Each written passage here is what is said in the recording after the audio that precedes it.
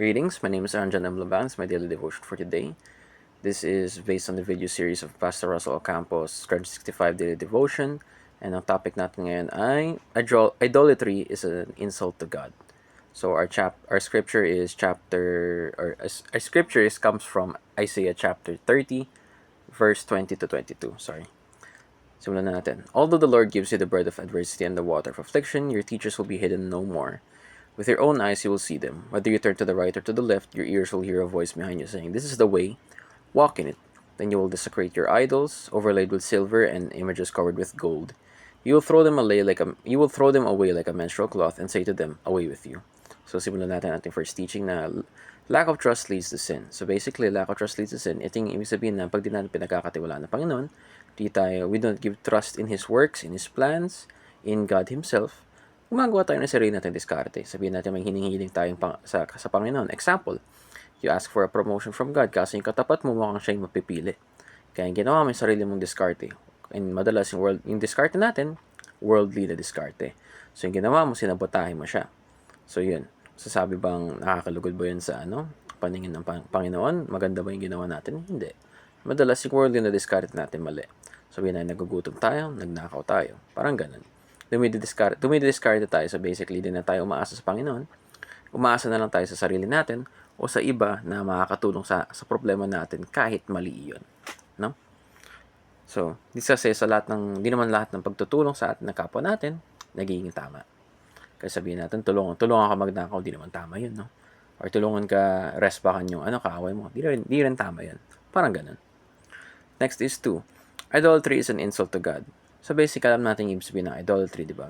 Sa mga past discussions natin, o yung mga diniscuss ko noon, na alam natin yung idolatry, ito yung mga bagay-bagay na kung compare natin sa noon, yung mga basis dito is yung they praise yung mga other god, yung mga ibang mga Diyos-Diyosan. Pero, applicable to ngayon sa mga ginagawa natin na ginagamit natin pamalit sa Panginoon. Kagaya, so could be money, could be riches, could be many things, could be addictions. So, yun. So basically, ang explanation nito is mas lalo na rin pinagkakatiwalaan ang ibang mga Diyos, ibang mga tao kaysa sa Panginoon mismo. Kaya kung maging example dito na binigay ni Pastor Rosa Ocampo, yung nangyari po sa Exodus, kung saan niligtas niya yung people niya, save them from slavery, pero bumalik yung mga niligtas niya sa Ehipto para maghingi ng tulong. Parang nakaka-insulto rin. So, other than that, yung niligtas tayo, binigay niyang anak niya, Jesus Christ, to us to save our sins, to take the burden of our sins and punishment, who died on the cross for us. Na masakit na isipin na pinapalit natin yun, yung mahalagang bagay na yun sa worldly things. So, nakaka-insulto. Sipin mo, dami ka nang binigay, di pa na-appreciate. So, yun. It's a direct insult to God. Yan. So, number 3 naman. God afflicts and guides. So itong God afflicts and guides, sinaintindihan ko dito is yung minsan nagbibigay ng mga hardship ang mga Panginoon sa atin o binibigyan talaga tayo ng mga paghihirap sa buhay para itawag tayo para pabalik sa Kanya.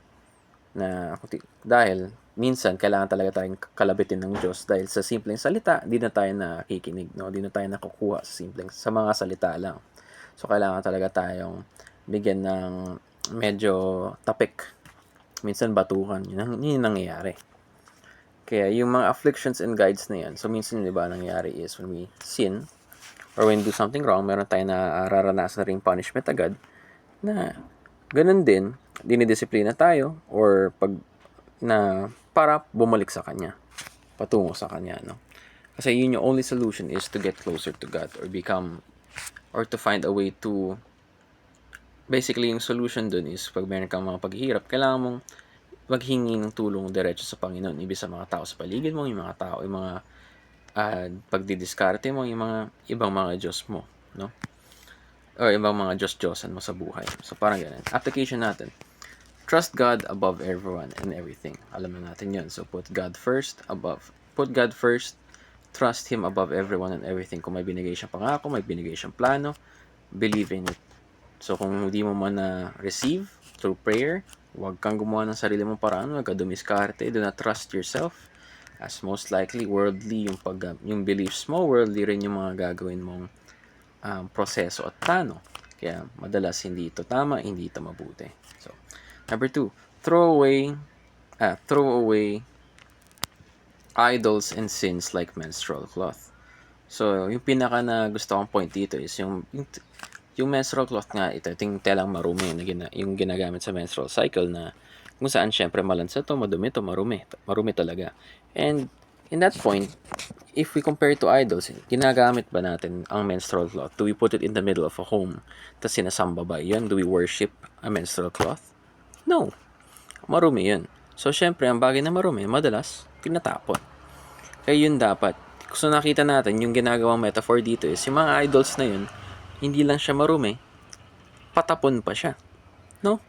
Na, it must be thrown away. We do not worship those idols. Kasi they're dirty. We must see that in that perspective na hindi lang siya marumi, hindi lang siya kadiri, na kung papansinin natin, yung mga bagay na ganun, kailangan talagang itapon o kailangan linisin yung mga ganung bagay kasi yung mga kahit yung mga cloth ngayon, yung mga ganun, yung mga pads, tinatapon pa rin. Hindi na ginagamit yun ulit. So, yun. Is number 3, treat the Spirit as ever-present. So, treat the Spirit as ever-present na parang there's always a teacher by your side. Be aware, kumbaga. So, yun. Next, let's move on to the discussion. What does it mean to throw away our idols like menstrual cloth? So, yung practicality na to basically is to throw away yung mga idols mo na parang menstrual cloth is na you must be able to view your sins. You must be able to view your idols, yung mga ginagawa mong pamalit sa Panginoon, na ito yung mga marumi. Ito yung mga maruming bagay na para maitapon mo. Kasi kailangan mo talagang ibahin yung perspective mo sa mga bagay na yun. Na syempre, if yung mga bagay na yun ini-enjoy mo, mahirap talaga yung bitawan, mahirap talaga yung itapon. So, yung practicality is that you must be able to change your perspective. Parang in time, parang yung sa success pa lang, o yung mga topics of success, kailangan may iba yung perspective sa sarili mo sa ibang mga bagay para makakita ka ng mga opportunity. Ito naman, kailangan mo tignan yung mga kasalanan mo, mga idols mo, mga Diyos-Diyosan mo, as marumi. Para maitapon mo at mas mabilis yung magiging proseso na magbabago ka. Or, hindi lang yung sa pagbabago, mas mabilis yung proseso na kaya mo siyang ibitawan talaga. At kada gamit mo rin, kada gawa mo ng mga ganun, yung mga kasalanan na yun, medyo you begin to hate or you begin to have a even greater repentance before. As in like, kasi kung noon, pag ginawa mo, gusto mo nang ulitin. Ngayon naman, pag ginawa mo, ayaw mo nang ulitin. Parang ganun yung nangyayari. Kasi marumi nga. Gusto mong itapon, pero minsan ginagawa mo, ulit, gusto mong itapon talaga. So parang there's this deep hatred for it. So yun. Yun lang. Kung may nakinig, may natulungan ako, buti naman. And salamat and thank you.